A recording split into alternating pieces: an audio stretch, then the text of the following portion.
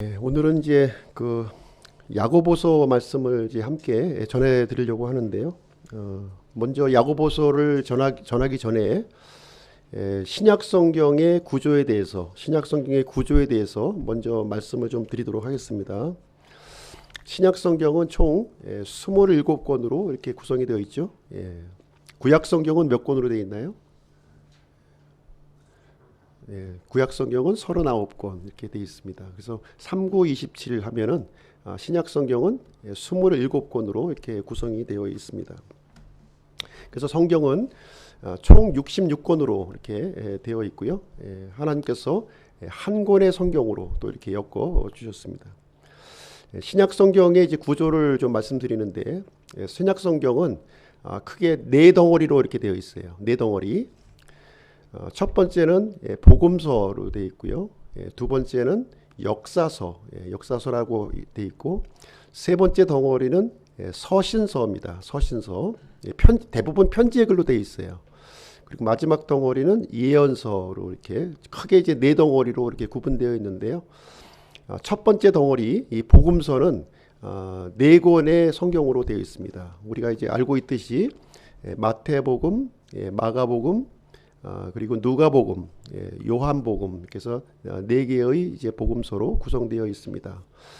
예수님의 생애를 이제 네 명의 기록자가 이렇게 다른 관점에서 이렇게 그 기록을 했고요. 두 번째 덩어리는 이제 역사서죠. 역사서는 이제 사도행전 한 권으로 되어 있습니다. 한 권.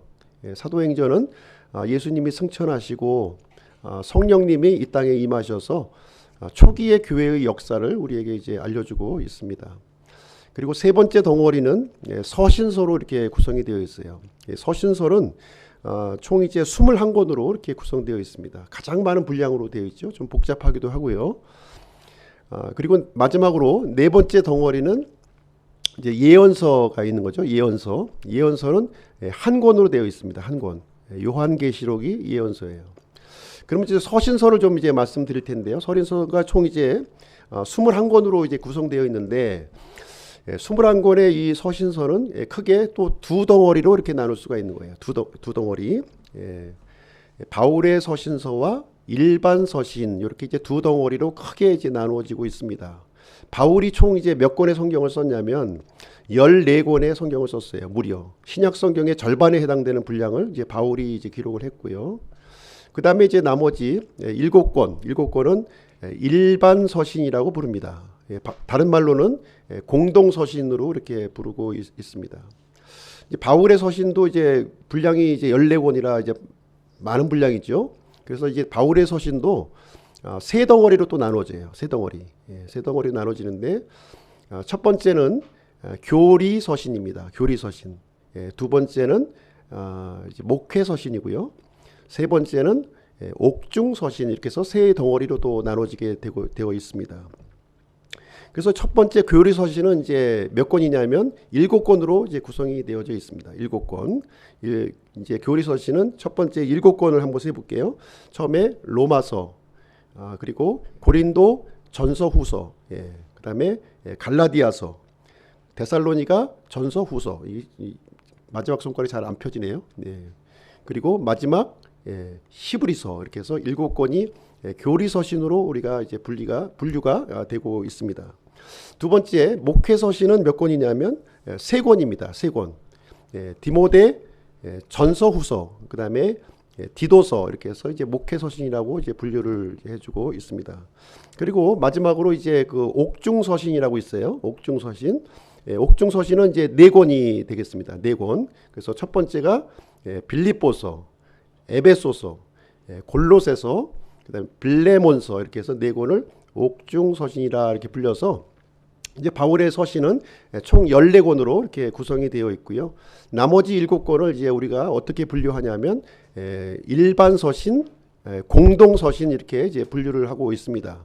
그럼 일반 서신의 그 7권의 성경은 이제 말씀드리면, 첫 번째로 야고보서, 그리고 베드로 전서 후서, 그리고 요한 1서, 2서, 3서, 마지막 유다서까지가 이제 그 일반 서신에 이제 분류가 되고 있습니다. 그러면 왜 일반 서신이라고 부르느냐?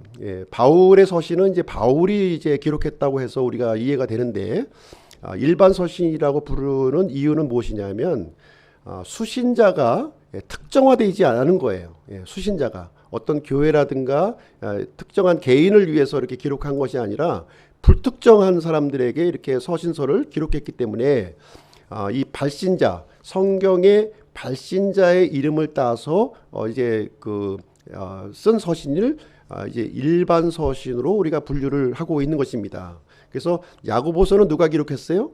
야고보라고 하는 사람이 기록을 한 겁니다. 그리고 베드로서는 누가 기록했습니까? 베드로라는 사람이 기록을 한 거예요. 요한 1, 2, 3서는 누가 기록했습니까? 요한이 기록한 겁니다. 그리고 유다서는 누가 기록했나요? 유다서가 기록을 했습니다. 그래서 사람 이름을 따서 성경 이름을 이제 정했다, 이렇게 보시면 되겠습니다. 그래서 오늘 이제 유다서를 야고보서를 함께 살펴보려고 그러는 거예요. 그래서 이 일반 서신의 첫 번째 해당하는 야고보서를 우리가 이제 함께 오늘 이제 살펴보려고 하는 것입니다.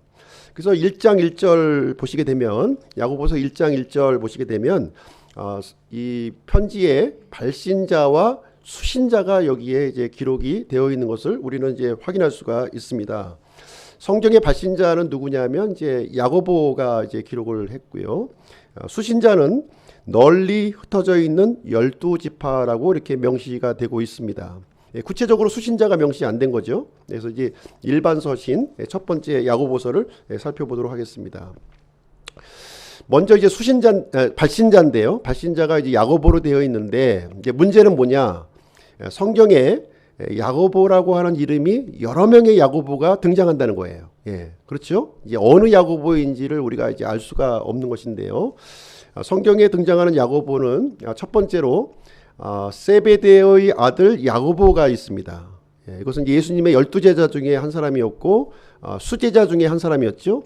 사도 요한과 형제 간에 있는 사람이 되겠습니다.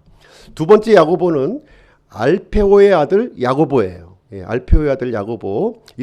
이분도 역시 예수님의 12제자 중에 한 사람이었습니다. 그래서 세베데의 아들 야고보를 우리는 큰 야고보라고 부르고, 그 다음에 알페오의 아들 야고보를 작은 야고보다 이렇게 부르고 있는 것입니다.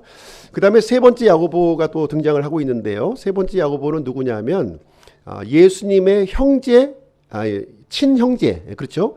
친동생 야고보가 이제 있습니다. 그래서 이 세 분 중에 이제 한 사람이 이제 야고보서를 기록했을 것이다, 이렇게 추정을 하는데, 두 번째 이 알페오의 아들 야고보는 가능성이 매우 낮습니다. 왜냐하면 알페오의 아들 야고보는 본인의 이름 외에는 성경에 등장을 하지 않고 있는 거예요. 그래서 세베데의 아들 야고보 아니면 예수님의 동생 야고보가 기록했을 것으로 우리는 추정을 하고 있습니다. 그래서 학자마다 이 견해가 좀 갈라지고 있는 거예요.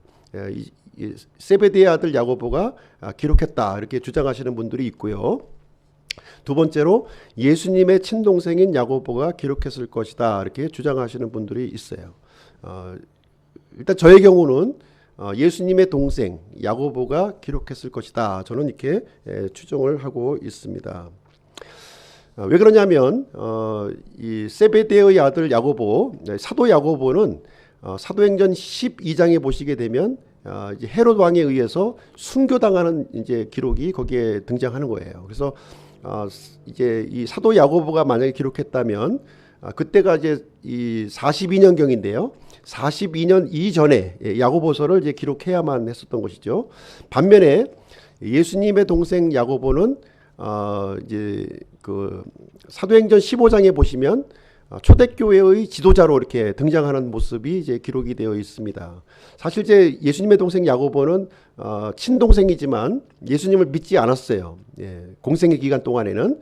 그러나 예수님이 이 부활 사건을 통해서 예수님을 구원자요 하나님으로 이제 받아들이는 이야기가 이제 기록되어 있고요. 초대교회의 아주 중요한 지도자로 이렇게 등장을 하게 됩니다. 그래서 사도행전 15장을 보시게 되면 예루살렘 회의 때 이 회의를 이제 주관하게 되고요. 이 중요한 결정사항이 있을 때마다 야고보가 이제 결정하는 모습을 우리는 이제 볼 수가 있습니다. 그래서 저는 이제 개인적으로 이 예수님의 친동생 야고보가 기록했을 것이다 이렇게 이제 보고 있습니다. 그리고 이제 이 편지의 수신자를 보시게 되면 흩어져 있는 12지파에게 이제 편지가 기록된 것으로 이렇게 기록이 되어 있어요. 흩어져 있다 하는 뜻은 무슨 얘기냐면 헬라어로 디아스포라라고 하는 뜻이에요. 이제 오늘날 이제 디아스포라 유대인들이 많이 있죠. 디아스포라 유대인들에게 이 야고보서가 이제 기록이 되었구나 하는 것을 알 수가 있는데요. 이 경우도 지금 이제 두 가지로 좀 그 견해가 좀 갈려지고 있습니다. 어떻게 갈려지냐면 이 디아스포라 유대인에게 편지를 썼는데 이 대상이 믿는 유대인이냐 아니면 믿지 않는 유대인이냐 하는 거예요. 그래서 믿지 않는 유대인들에게 편지를 썼을 것이다 이렇게 주장하시는 분들이 있고요. 아니다, 그렇지 않다. 이것은 흩어져 있는 믿는 그 유대 그리스도인들, 그 그리스도인들에게 기록했을 것이다 이렇게 주장하시는 분들이 있어요. 그래서 저의 경우를 이제 그 요약을 해드리면 예수님의 친동생 야고보가 이 야고보서를 기록했고요. 그리고 믿는 그리스도인들, 믿는 히브리 그리스도인들을 대상으로 야고보서를 기록했다. 저는 이제 그렇게 생각을 하고 있습니다. 야고보서의 특징을 좀 말씀드릴게요. 야고보서 특징을 이제 말씀드리면 5장밖에 안 되는 이제 짧은 분량이지만 이 특징이 좀 있습니다. 이 야고보서를 보시게 되면 신약 속의 잠언이라고 하는 그런 특징을 가지고 있어요. 그래서 야고보서를 쭉 읽어보시게 되면 이렇게 그 짧은 지혜의 글들이 이제 많이 이제 이제 묘사가 되어 있는 것을 우리가 살펴볼 수가 있죠. 1장 말씀을 보시게 되면 이제 흠정역 성경의 그 소제목들이 이제 달려져 있는데 1장을 한번 보시게 되면 이렇게 이제 소제목을 한번 보겠습니다. 소제목만 시험에 유익이 있다는 거예요. 시험을 받는 사람들은 기쁨으로 이렇게 받아들이라 이렇게 이런 권면의 글이 이제 기록이 되어 있고요. 그 다음에는 이제 부유한 자와 가난한 자에 대해서 또한 언급이 있습니다. 이 땅에서 어떤 사람은 부유하게 살고 어떤 사람들은 이제 가난하게 사는 거예요. 그렇지만 이 땅의 삶은 풀과 같이 꽃과 같이 아주 짧은 기간이다 하는 것을 우리에게 이제 가르쳐주고 있습니다. 그리고 2장 말씀을 또 보시게 되면 2장에 보시면 외모로 사람을 판단하지 말라는 거예요. 외모로 판단하지 말라 이런 내용이 이제 나와 있고 그 다음에 그 옆으로 가서 보시면 행위 없는 믿음은 죽은 믿음이다 이렇게 얘기를 해주고 있습니다. 그리고 3장에 보시면 혀에 대한 언급이 있고요. 언어 생활이 좀 나와 있고요. 3장 전체가 그 언어 생활에 관련된 부분이 이제 언급이 되어 있습니다. 그리고 4장을 보시게 되면 바르게 구하라는 거죠. 바르게 구하라. 우리가 기도할 때 올바르게 구하라는 것이죠. 이렇게 정욕에 쓰려고 이렇게 구하지 말고 바르게 이제 기도할 것을 이제 가르쳐 주고 있습니다. 그리고 그 옆부분에 보시면 이제 형제를 비방하지 말라는 거죠. 형제를 비방하지 말라. 그리고 5장에 보시게 되면 또 부자들에게 주는 경고의 말씀이 있고요. 그 다음에 예수님의 재림에 대해서 언급하시면서 우리가 인내하는 삶을 살아야 될 것, 이것을 우리에게 가르쳐주고 있습니다. 그래서 전반적인 내용을 보시면 어떤 내용이냐면 이렇게 그 교리를 다루고 있는 것이 아니라 어떤 삶에 관한 구체적인 부분을 이제 다루고 있다는 것을 우리는 이제 생각을 해볼 수가 있는 것이죠. 그리고 이제 야고보서는 이게 단락과 단락이 이제 이게 어떤 구분이 없는 거예요. 그래서 이제 어떤 특정한 주제가 이렇게 반복해서 이렇게 기록하고 있는 그런 특징을 이제 가지고 있습니다. 그래서 이 반복되는 주제가 나오는데 올바른 언어 생활이라 할지 가난한 사람을 향해서 이렇게 구제를 해야 된다 하는 내용이라 할지 우리가 고난과 시험을 받을 때 인내를 우리가 가져야 된다 하는 내용들을 여기서 이제 가르쳐주고 있는 그런 부분이 되겠습니다. 이 야고보서의 또 가장 큰 특징은 무엇이 있냐면 이제 야고보서와 로마서가 서로 충돌한다는 거예요. 야고보서의 내용과 로마서의 내용이 서로 이제 충돌하고 있다는 그런 특징을 이제 가지고 있습니다. 그래서 로마서를 보게 되면 오직 믿음으로 우리가 구원을 받는다는 거죠. 반면에 야고보서는 어떻게 우리 이제 얘기를 해주고 있냐면 믿음으로만 아니라 행위로 구원을 받는다 이렇게 얘기하면서 행위가 강조가 되고 있는 거예요. 로마서는 믿음을 강조를 하고 있고 야고보서는 행위를 이제 강조를 하고 있어서 이제 행위 구원을 이렇게 주장하는 그런 근거로 야고보서가 이제 사용되어져 있는 그런 모습을 우리는 생각을 해볼 수가 있습니다. 그래서 이 종교 개혁자들은 야고보를 성경으로 인정하지 않았어요. 정경으로 인정하지 않았습니다. 심지어 마틴 루터 같은 경우는 이 야고보서를 이 지푸라기의 성경이다 이렇게 얘기할 정도로 아주 그 평가절하하는 그 모습을 우리는 이제 볼 수가 있습니다. 그러나 마틴 루터도 나중에 가서 이 자신의 잘못을 이렇게 회개했다고 하는 그 기록이 이제 나와 있습니다. 그러면 과연 로마서와 야고보서는 서로 충돌을 하고 있는가 하는 부분에 대해서 좀 말씀을 좀 드리도록 하겠습니다. 이 바울과 이 야고보는요 서로 다른 다른 이야기를 하고 있는 것이 아니라 다른 관점을 지금 이제 얘기하고 있다 하는 것을 우리는 이제 생각해 볼 수가 있다는 것이죠. 이제 우리가 구원의 산이 이렇게 가운데 이렇게 있다고 한다면 바울은 이 구원의 산을 전면을 바라보면서 이렇게 로마서를 기록을 했고요. 야고보의 경우는 이 구원의 산을 후면을 이제 바라보면서 이 성경을 기록했다 우리가 이제 볼 수가 있는 것입니다. 그래서 이 바울의 글과 야고보의 글은 이렇게 충돌하고 있는 것이 아니라 상호 보완하고 있다 하는 것을 여기서 이제 얘기를 해주고 있는 내용이 되겠습니다. 그래서 바울이 말하는 행위와 야고보가 말하는 행위가 다르다는 거예요. 다른 부분을 얘기하고 있습니다. 바울이 말하는 행위는 무엇이냐면 이 율법의 행위를 얘기하고 있는 거예요. 우리가 구원을 받기 위해서 율법의 행위는 필요 없다 이것을 얘기를 해주고 있는 것이고요. 반면에 지금 이제 야고보가 얘기해주는 행위는 무엇이냐? 이 행위는 율법의 행위를 얘기하고 있는 것이 아니라 믿는 사람, 이미 구원받은 사람들이 선한 행위를 얘기해주고 있는 거예요. 선한 행위. 이런 부분에 있어서는 바울과 야고보가 서로 충돌하지 않고 있는 거예요. 야고보 역시 율법의 행위가 아니라 이렇게 믿음으로 구원받는다는 사실에 동의하고 있어요. 바울도 역시 율법의 행위가 아니라 믿음으로 구원받는다는 것을 동의하고 있습니다. 행위에 있어서도 같은 부분을 얘기하고 있습니다. 행위도 율법의 행위로서는 구원을 받지 못하지만 이미 구원받은 사람들은 선한 행위로 이렇게 드러나야 되고 입증되어야 된다 하는 부분에 있어서는 야고보와 바울이 같은 얘기를 지금 하고 있구나 하는 사실을 우리는 알 수가 있습니다. 그래서 바울은 믿음을 강조하고 있는 것이고요. 구원받는 믿음을 강조하고 있는 것이고 야고보는 구원받은 사람의 선한 행위를 강조하고 있구나 이렇게 다른 각도로 우리가 성경을 이해하시면 될 것 같습니다. 그래서 오늘 아침에는 야고보서에 나타난 그리스도라는 제목을 가지고 오늘 말씀을 전해드리도록 하겠습니다. 그래서 이 야고보는 보시게 되면 예수 그리스도의 어떤 본질적인 부분에 대해서 이렇게 강조하기보다는 예수 그리스도를 통한 이게 완전한 삶, 신자들의 완전한 삶을 이렇게 강조하고 있구나 하는 것을 우리는 이제 생각을 해볼 수가 있습니다. 그래서 완전이라고 하는 단어가 보시게 되면 지금 야고보서에 많이 이제 등장을 하고 있어요. 완전이라고 하는 단어를 좀 우리가 좀 이해할 필요가 있습니다. 하나님의 완전함과 사람의 완전함을 우리는 구분해서 좀 우리가 이해할 필요가 있다 하는 것이죠. 성경에서도 보시게 되면 하나님을 완전하신 분으로 우리가 묘사하기도 하지만 우리 믿는 사람들을 또 완전한 모습으로 묘사하고 있는 성경이 이제 있다 하는 것을 우리는 이제 기억할 필요가 있습니다.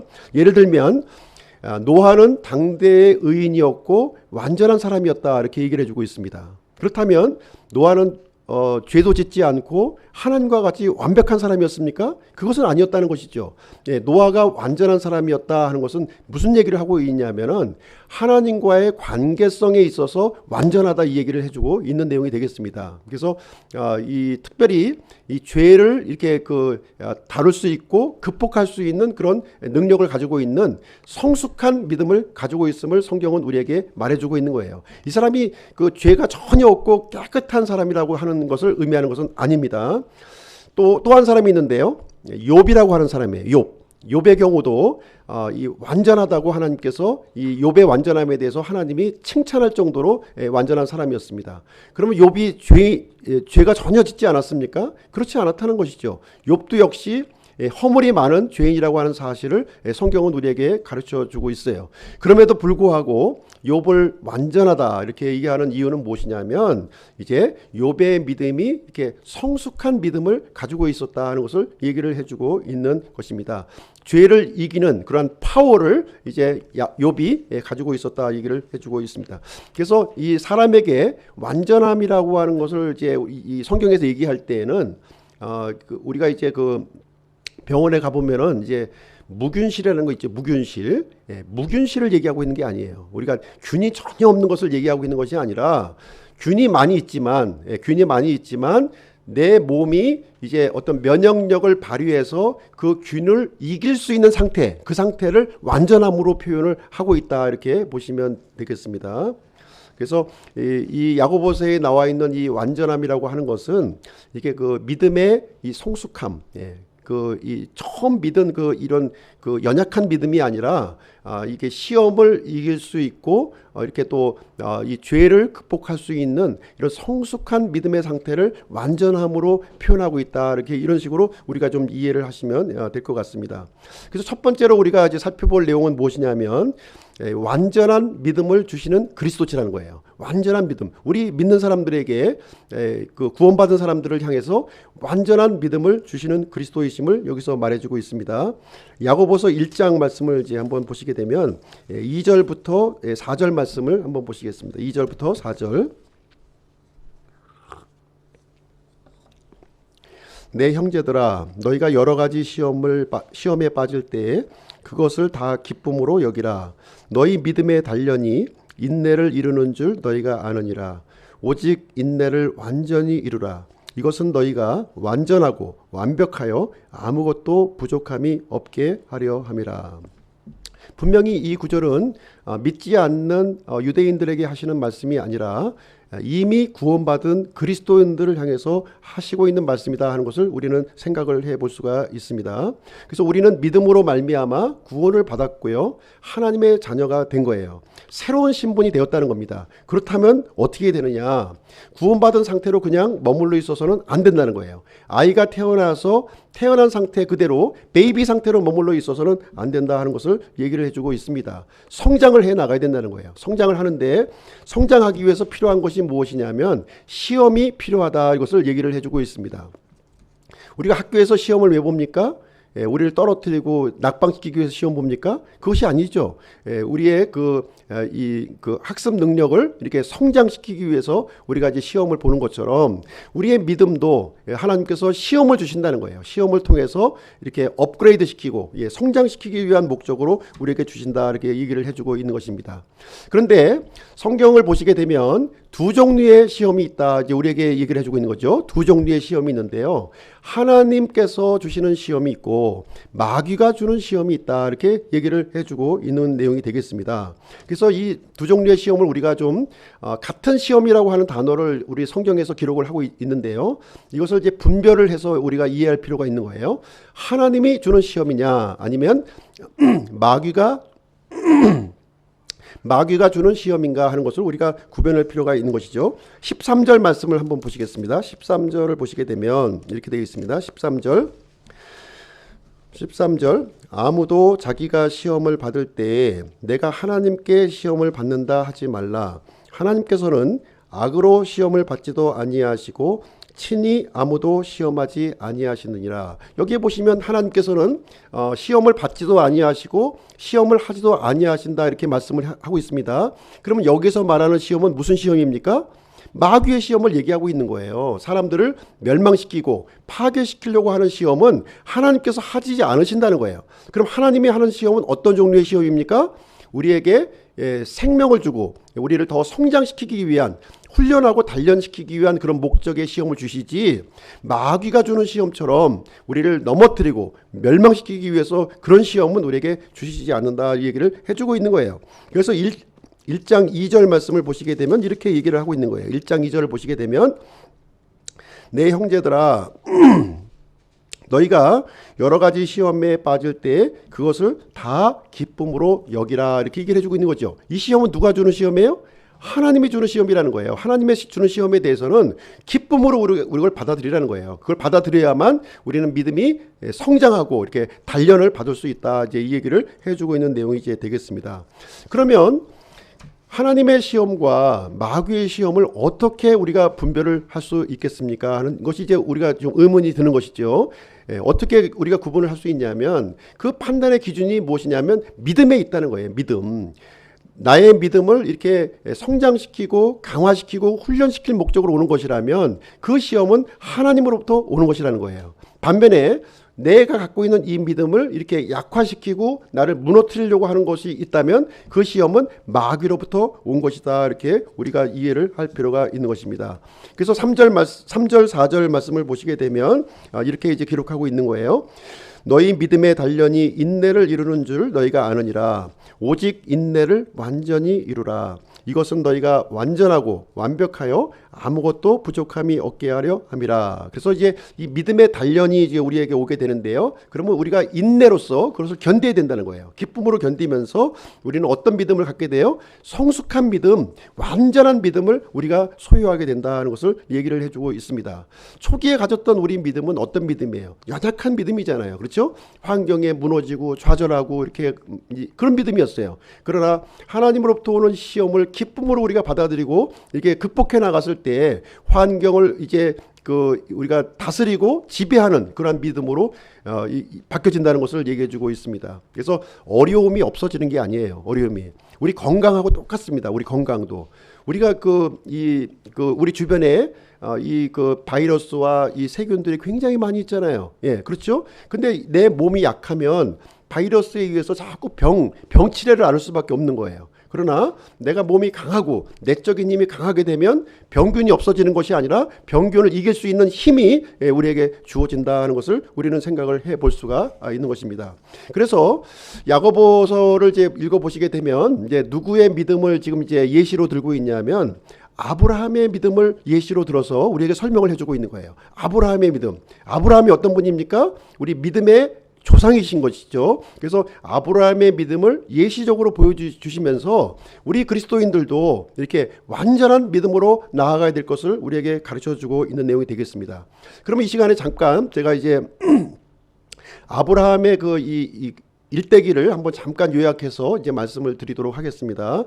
창세기 12장을 이제 보시게 되면 창세기 12장에 보시면 하나님의 말씀을 따라서 이제 아브라함이 이제 가나안 땅으로 들어오는 이야기가 이제 거기에 기록이 되어 있는 거예요.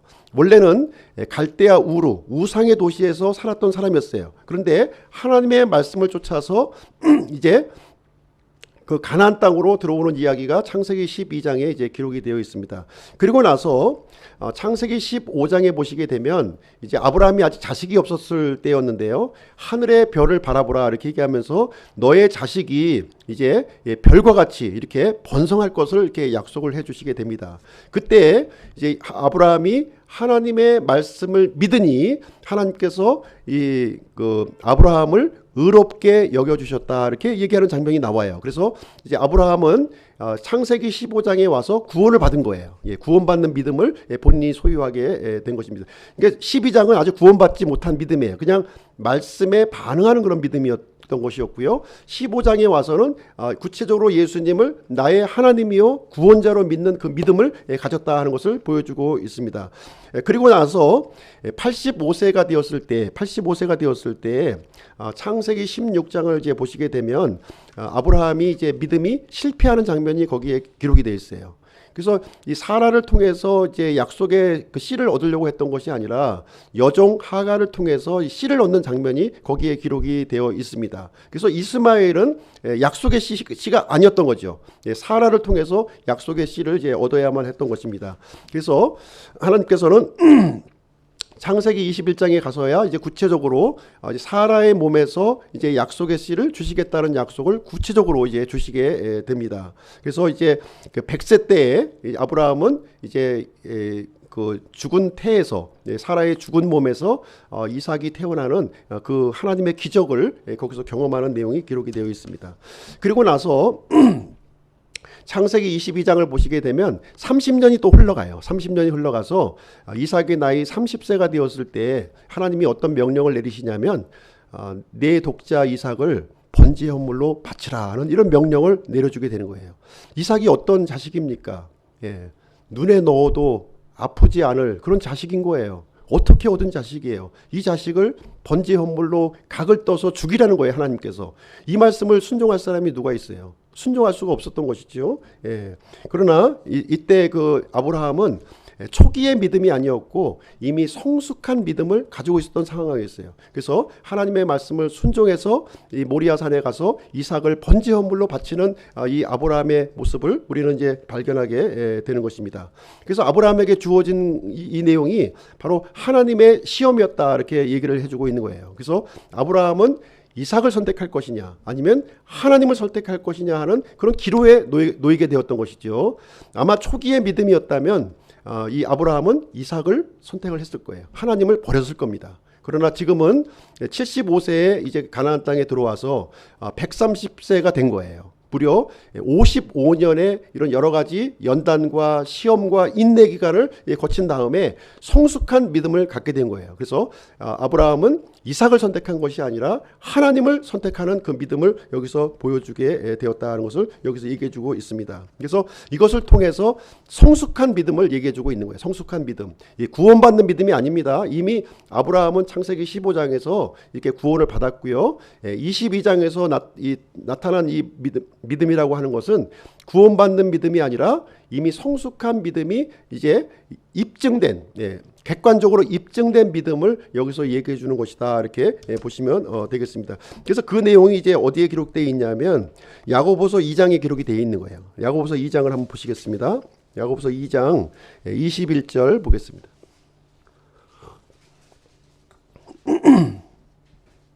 야고보서 2장 21절 24절까지 보실게요. 우리 조상 아브라함이 자기 아들 이삭을 제단 위에 드릴 때 행위로 의롭게 되지 아니하였느냐. 내가 보거니와 믿음이 그의 행위와 함께 일하고 행위로 믿음이 완전하게 되지 아니하였느냐. 이에 아브라함이 하나님을 믿으니 그것을 그에게 의로 인정하셨느니라 하시는 성경 기록이 성취되었고 그는 하나님의 친구라 불렸느니라. 그런즉 너희가 보거니와 사람이 행위로 의롭게 되고 단지 믿음으로만 되지 아니하느니라. 자, 여기 보시면 이제 무슨 얘기인지 아시겠죠? 지금 여기서 얘기하고 있는 것이 구원받는 믿음입니까? 아니면 성숙한 믿음을 얘기해주고 있는 거예요. 성숙한 믿음을 얘기해주고 있는 거예요. 네. 여기서 행위는 율법의 행위입니까? 아니면 믿음으로부터 나타난 선한 행위를 얘기하고 있는 겁니까? 예, 구원받은 자의 믿음의 그 선한 행위, 성숙한 믿음의 행위를 지금 이제 얘기해주고 있는 것이다 하는 것을 얘기를 해주고 있는 거예요. 이런 면에서 볼 때 이 야고보서에서 나타난 이 믿음과 이 그 로마서에서 이 나타난 이 믿음은 전혀 충돌되는 것이 아니라 오히려 아름답게 조화가 되고 있다고 하는 사실을 우리는 이제 발견할 수 있다는 것을 얘기를 해볼 수가 있는 것입니다. 그래서 아브라함은 이미 구원받는 믿음을 소유했고요. 이삭을 이제 번제 헌물로 이렇게 드림을 통해서 하나님을 내가 사랑하고 이렇게 하나님을 이렇게 신뢰하는 이 성숙한 믿음을 이렇게 가졌고요. 객관적으로 이것이 입증되었다고 하는 사실을 이제 여기서 야고보서는 설명해주고 있는 것이다 이렇게 보시면 되겠습니다. 그래서 진짜 믿음이라고 하는 것은 진짜 믿음의 이 특징을 얘기해주고 있는 거예요. 그래서 야고보가 지금 진짜 믿음이라고 하는 것은 무엇이냐면은 말씀에 반응하는 믿음이라는 거예요. 이 말씀에 반응, 이것이 진짜 살아있는 믿음이다 하는 것을 우리에게 이제 가르쳐주고 있어요. 그래서 우리가 생명이 있느냐 없느냐 하는 것은 이제 무엇으로 이제 판가름을 하고 있냐면 우리가 믿음이 있냐, 살아있는 믿음이 있느냐 없느냐 하는 것은 하나님의 말씀에 내가 반응을 하고 있느냐 못하고 있느냐 가지고서 우리는 내 믿음이 살아있구나 죽었구나 이것을 판정을 할 수 있다는 것을 얘기를 해주고 있습니다. 그래서 야고보는 보시게 되면 이제 이 그 잘못된 믿음을 이제 우리에게 알려주고 있는 거예요. 살아있는 믿음이 아니라 진짜 믿음이 아니라 잘못된 믿음을 우리에게 설명을 해주고 있어요. 첫 번째로 잘못된 믿음은 뭐냐면 거짓 믿음이라는 거예요. 거짓 믿음. 이 거짓 믿음은 뭐냐면 사실은 믿음이 없는데 믿음이 있는 척 하는 거예요. 우리가 이제 외국 사람하고 막 대화하잖아요. 난 영어를 몰라. 전혀 알아듣지 못하는데 막 지네들끼리 웃어. 막 이렇게. 나도 같이 웃는 거예요. 같이. 네. 내용도 모르면서. 이것이 거짓 믿음이에요. 페이크 한다는 페이크. 그죠? 네, 페이크 하는 믿음이 거짓 믿음을 얘기하고 있는 것입니다. 두 번째는 마귀의 믿음이라는 거예요. 마귀의 믿음. 마귀의 믿음을 이제 보시게 되면 2장 19절 말씀을 보시게 되면요, 이렇게 구절이 되어 있어요. 마귀의 믿음은 19절, 내가 한 하나님이 계시는 줄 믿으니 잘하는도다. 마귀들도 믿고 떠느니라. 여기 보니까 마귀도 믿음이 있는 거예요. 마귀 어떤 믿음이 있습니까?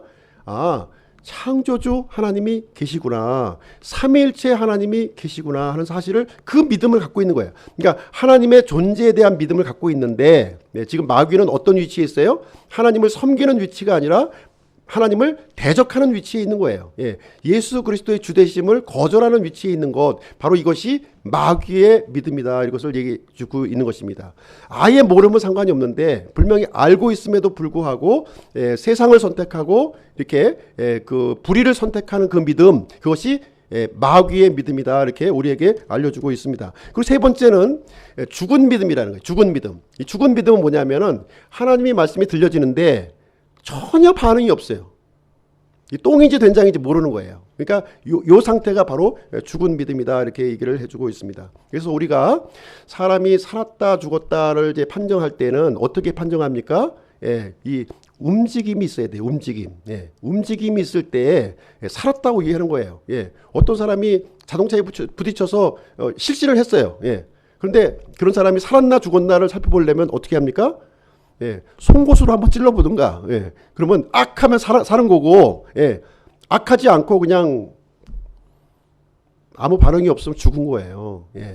그리고 이 움직임이 굉장히 중요합니다. 이제 액션인데요. 워킹이에요. 워킹. 행위를 얘기하고 있는데, 뭔가 뭐 막 한다는 것이 아니라 움직임을 얘기하고 있는 거예요. 움직임이 있어야 되는데, 그 사람이 죽었냐 살았냐 판정을 할 때는 보통 이제 그 세 가지로 판정을 합니다. 세 가지. 첫 번째는 숨이 있냐. 이 깃털을 이렇게 대봐서 깃털이 움직이면 이제 살아 있는 거고요. 그리고 두 번째는 그 뇌파죠. 뇌파. 요즘 이제 병원에 가서 우리 영화 같은 거 보면은 뭐 이제 이렇게 삐삐삐삐삐삐 하는데 이것이 삐 하면 죽은 거예요.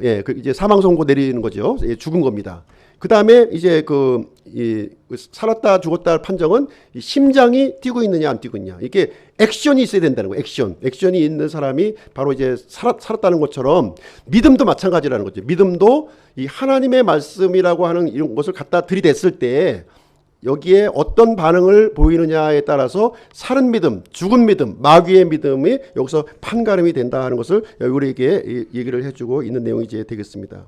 하나님께서는요, 우리에게 값비싼 대가를 주시고 우리를 사셨어요. 어떤 대가를 지불하셨나요?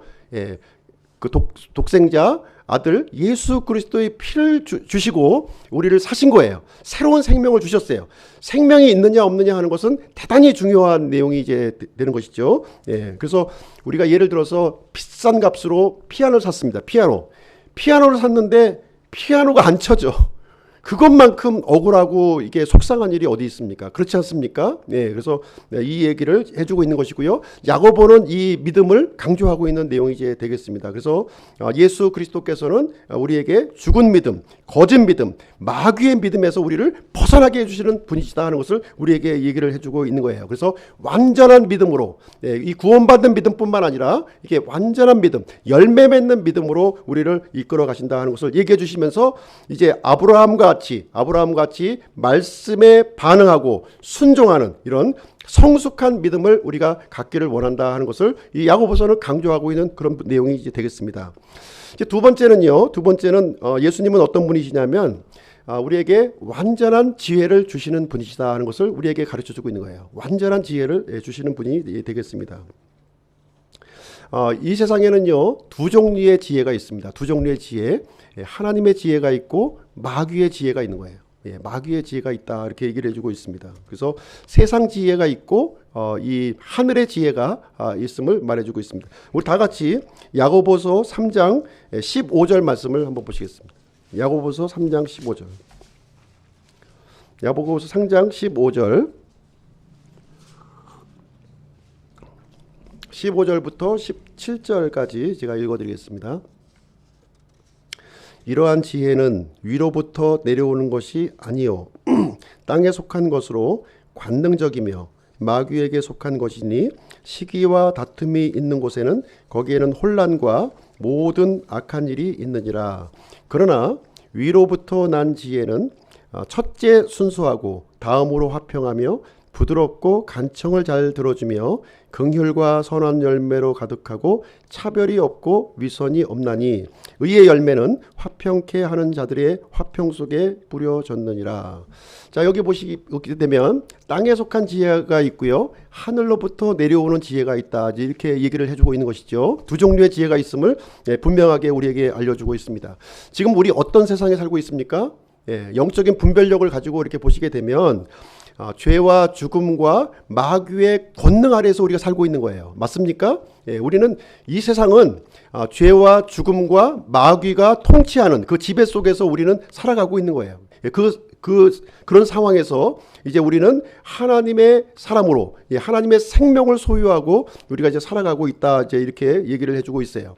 그래서 이 세상은요, 어떤 지혜가 판치냐면은 마귀의 지혜가 판치는 세상이다, 이제 얘기를 해주고 있는 거예요. 그래서 마귀의 지혜가 뭐냐, 여기에 대한 분별력을 우리에게 알려주고 있습니다. 첫 번째 특징은 뭐냐면은 마귀의 지혜는 땅에 속한 것이라는 거예요.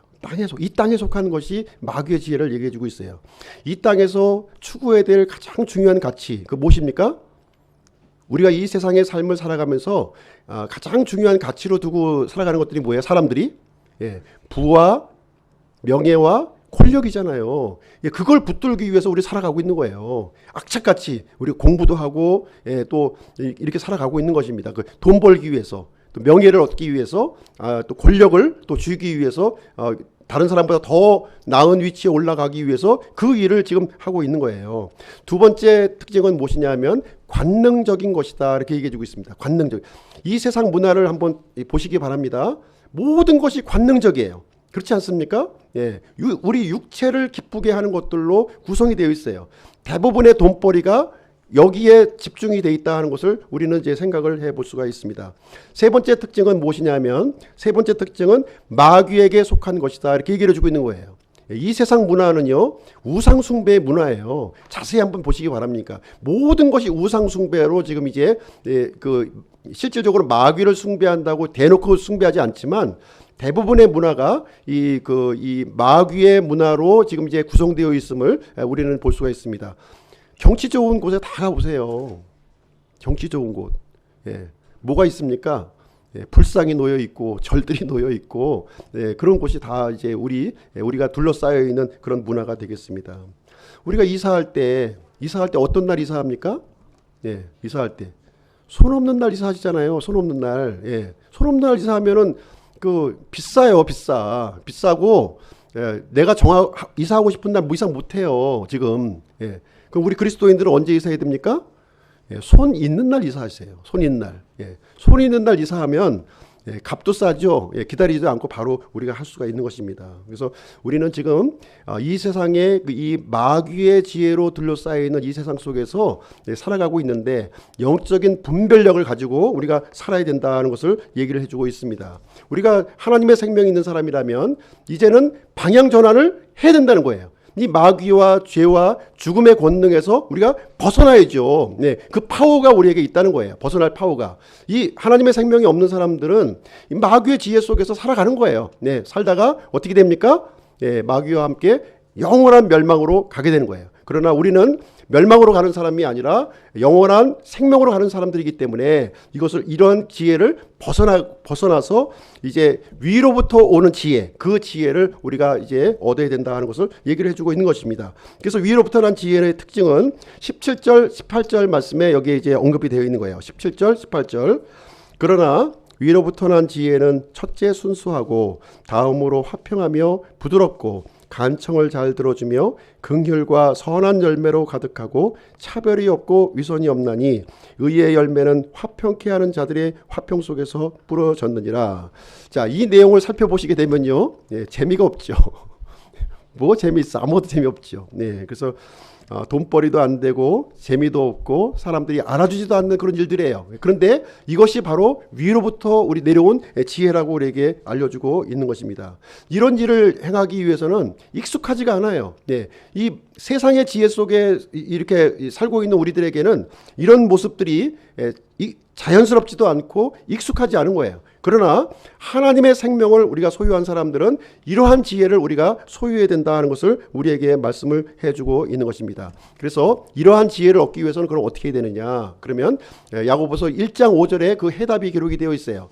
이 위로부터 오는 지혜, 하나님의 지혜를 얻기 위해서는 하나님께 우리가 기도함을 통해서 우리가 받을 수 있다. 이것을 우리에게 얘기를 해주고 있습니다. 그래서 하나님께 기도하면 하나님은 우리를 꾸짖지 아니하시고 너그러운 마음으로 우리에게 그 지혜를 허락해 주실 것이다. 이렇게 우리에게 말씀을 해주고 있습니다. 그리고 우리 성령님 안에, 우리 이 구원받은 사람 안에는요, 성령님이 계시는 거예요. 성령님이 내주하고 있기 때문에 이 성령님을 통해서 우리가 이 하나님의 지혜를 우리가 소유를 할 수가 있는 것입니다. 그래서 우리 구원받은 사람은 육체를 쫓아가지 아니하고 성령님을 쫓아가게 되면 이제 하나님께서 그 지혜를 우리에게 주시는 거예요. 그래서 가장 중요한 핵심이 뭐냐면 내 힘을 빼는 거예요. 예. 내 육체의 힘을 빼는 것이 바로 성령님의 이 힘을 올릴 수 있는 그런 이제 그 방법이 되겠습니다.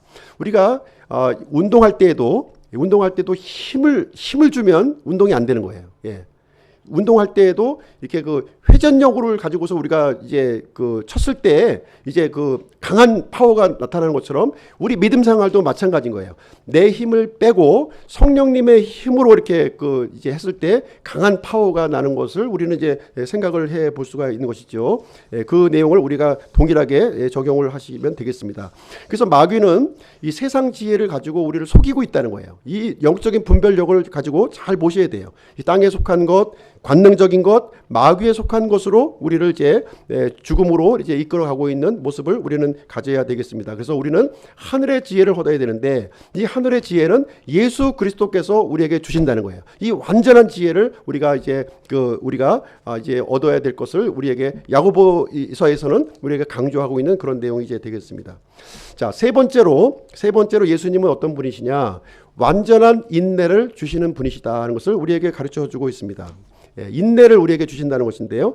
5장 말씀 한번 보시겠습니다. 5장 야고보서 5장 7절부터 9절 말씀 되겠습니다. 7절부터 9절 야고보서 5장 7절부터 9절 그러므로 형제들아 주께서 오실 때까지 인내하라. 보라 농부가 땅에서 나는 귀한 열매를 바라고 이른 비와 늦은 비를 받을 때까지 오랫동안 그것을 위해 인내하느니라. 너희도 인내하고 너희 마음을 굳건히 하라. 주의 오심이 가까이 다가오고 있느니라. 형제들아 서로 불평하지 말라. 그리하여야 너희가 정죄를 받지 아니하리라. 보라 심판자께서 문 앞에 서 계시느니라. 자, 2020년도 이제 한 20여일 정도 지금 남아 있죠. 20여일 정도 남아 있습니다. 야고보서에서 이제 우리의 인생을 가리켜서 이제 하는 말이 무엇이냐면 우리의 삶이 너무나도 유한하다는 거예요. 유한하다. 풀과 같고 수증기와 같이 잠시 있다가 없어져 버리는 것이 우리의 인생이다 이렇게 얘기를 하고 있습니다. 그러면서 이제 하는 내용이 무엇이냐면 예수 그리스도께서 다시 오신다는 거예요. 예수 그리스도의 재림이 이렇게 점점 더 가까이 임박하고 있다 이 얘기를 해주고 있어요. 이 점점 이렇게 그 임박성을 강조하고 있는 모습을 볼 수가 있는데요. 7절 말씀을 보시게 되면 주께서 오실 때까지 인내하라 이렇게 얘기를 해주고 있죠. 그리고 8절 말씀에 보시면 주의 오심이 가까이 다가오고 있느니라 이렇게 얘기해주고 있습니다. 9절 말씀 마지막 부분에 보시면 더 그 임박하게 우리에게 설명해주고 있어요. 보라 심판자께서 문 앞에 지금 서 계신다 이렇게 얘기를 하면서 예수 그리스도의 이 재림이 너무나도 이렇게 임박해 있다고 하는 사실을 우리에게 이제 알려주고 있습니다. 그러면서 우리 믿는 사람들에게 강조하고 있는 내용이 무엇이냐면 인내를 가지라 이렇게 얘기를 해주고 있는 거예요. 인내하라는 거예요. 우리가 어떤 기한이 없다면 우리는 인내하기가 너무 힘들어요. 그렇죠? 그러나 기한이 있다면 우리는 참을 수가 있다는 거죠. 참고 견딜 수가 있다고 하는 사실을 우리에게 얘기를 해주고 있습니다. 그러면서 지금 인내본을 이제 우리에게 설명해주고 있는데요. 세 가지 인내본을 우리에게 이제 얘기를 해주고 있습니다. 첫 번째는 무엇이냐면 농부의 인내를 보라 하는 거예요. 농부의 인내. 농부의 인내. 농부가 어떻게 인내합니까? 이 가을철에 귀한 열매를 수확할 것을 바라보면서 여름에 땀도 흘리고 또 수고도 하면서 그렇게 하는 것처럼 우리도 동일하게 그런 인내를 가지라고 우리에게 가르쳐주고 있는 내용이 되겠습니다. 그리고 두 번째 인내는 뭐냐? 두 번째 인내는 대언자들의 인내를 보라는 거예요. 대언자. 대언자는 어떤 사람입니까? 하나님의 말씀을 받아서 사람들에게 전달한 그 사람들이에요. 그분들은 하나님의 약속을 우리들에게 전달한 사람입니다. 그래서 하나님은 자신이 하신 약속을 반드시 지키시는 분이라는 거예요. 한 번도 어김없이 모든 것을 다 지켜주셨어요. 그런 것처럼 이 대언자들이 하나님을, 이 신실하신 하나님을 믿고 신뢰한 것처럼 우리 그리스도인들도 인내함으로 우리가 기다려야 될 것을 우리에게 얘기를 해주고 있는 것입니다. 세 번째 이제 인내본으로 이제 얘기하고 있는 사람이 누구냐면 욥의 인내를 지금 이제 거론하고 있는 거예요. 욥의 인내. 욥이 이제 인내를 했는데요. 욥이 잘못한 것이 없음에도 불구하고 많은 고난을 겪었던 그런 사람이 되겠습니다. 그래서 욥은 그 인내를 통과했고요, 그 고난을 통과했고요. 이 정금과 같은 믿음을 소유하게 되었고, 그리고 이 나중에 보시게 되면 욥이 처음에 가졌던 것보다 2배의 복을 가지게 되었다 하는 것을 이제 그 욥기에 기록이 되어 있습니다. 그래서 우리는요, 잠시 잠깐 후면 우리가 영광의 주님을 만나게 될 것이다, 이렇게 얘기를 해주고 있어요. 한번 우리 그 지난 시간들을 한번 좀 돌이켜 볼까요? 우리가 태어나면서부터 지금 현 시점까지 왔을 때 한번 지난 시간 한번 돌이켜 보세요. 어떤 생각이 드십니까? 이렇게 빨리 지나왔어? 이렇게 빨리? 꿈결과 같이 지나가 버렸다 하는 것을 느끼지 않습니까? 우리가 이제 나중에 죽음을 맞이하는 그 순간에 왔을 때에도 동일한 생각을 가질 거예요. 내가 지금까지 살아왔던 모든 인생을 주마등 같이 이렇게 스쳐 지나가면서 이렇게 빨리 지나가 버렸나? 내가 지금 쥐고 있는 것이 무엇이지? 이것을 아마 생각을 하게 될 것입니다.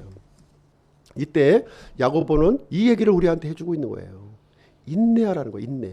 인내하고 주님께서 다시 오심을 준비하는 인생을 살아야 된다는 것을 얘기해주고 있는 거예요. 우리의 인생은 더덥다는 겁니다.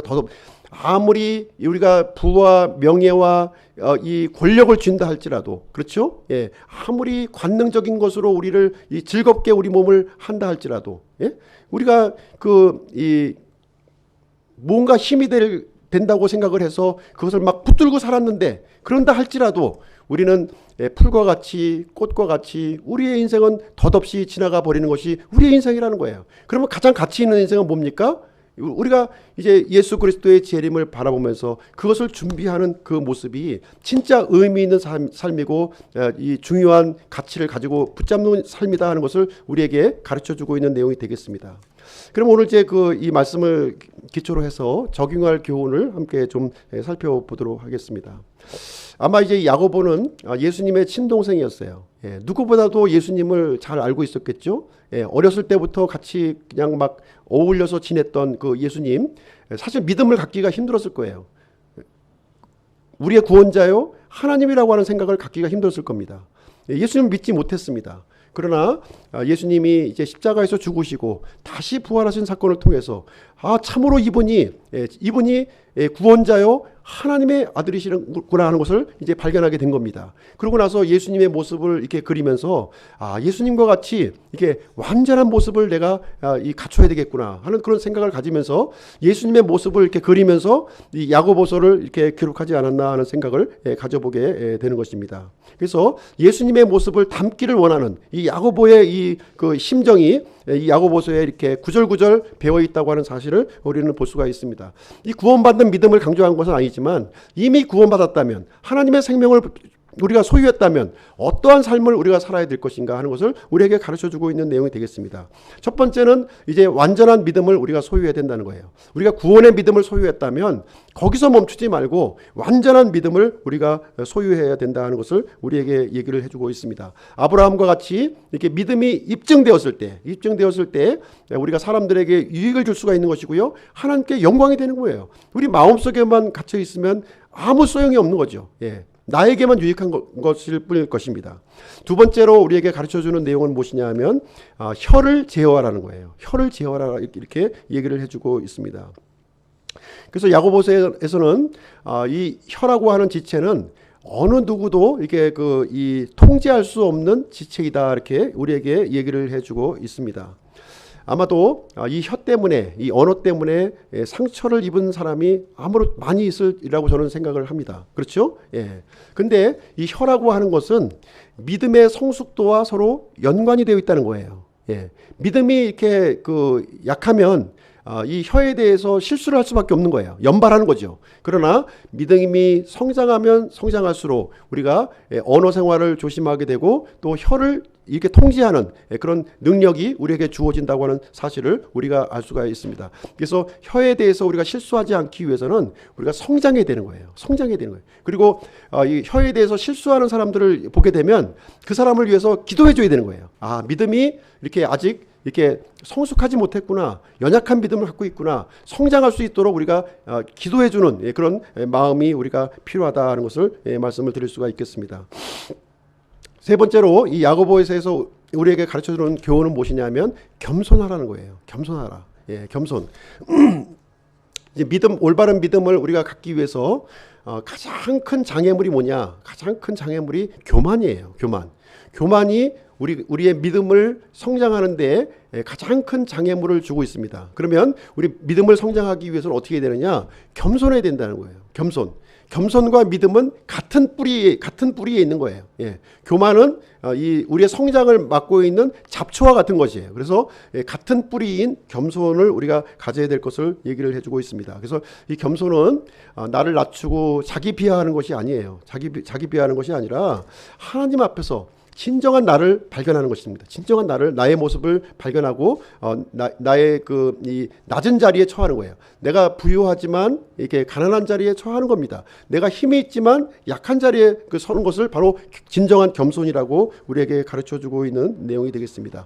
그래서 이 겸손은 하나님의 은혜를 받는 통로가 되는 거예요. 굉장히 소중한 겁니다. 그래서 우리가 이 교만이라고 하는 이 단어가 오늘날에는 이제 프라이드, 어떤 자긍심이라는 단어로 지금 이제 바꿔서 사용을 하고 있는데요.